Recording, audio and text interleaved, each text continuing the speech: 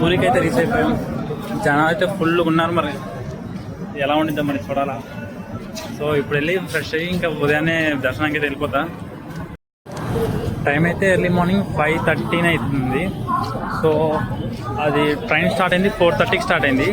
4:30 to 5:15కి తీసుకొచ్చేసింది. ఇక్కడికైతే 30 గంటలో తీసుకొచ్చేసింది. అక్కడైతే నేను 12 నుంచి 4 వరకు అక్కడే కూర్చొని ఉన్నాను.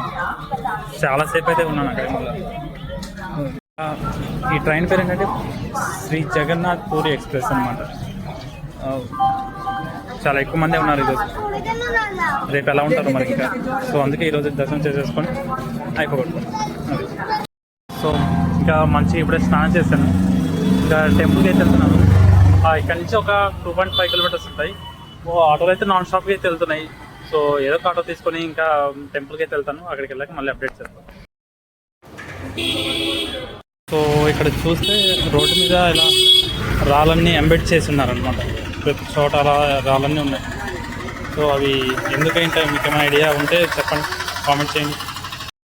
ఇక్కడ టెంపుల్ ఎదురుండే స్ట్రీట్లో ఫుల్గా మొత్తం లాడ్జెస్ ఇంకా హోటల్స్ ఎక్కువ ఉన్నాయి. So useful. సో టెంపుల్ దగ్గరికి వచ్చేసాం.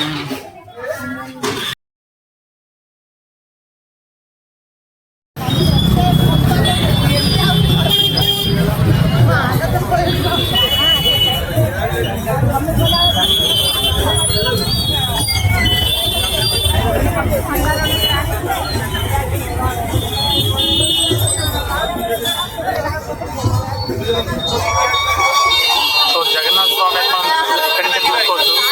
చాలా క్లియర్గా అనుకుంటున్నాం స్వామి అయితే అక్కడి నుంచి. అదిగో అక్కడే ఉన్నాడు కదా మన జగన్నాథ స్వామి. సో జై జగన్నాథ్, జై శ్రీరామ్.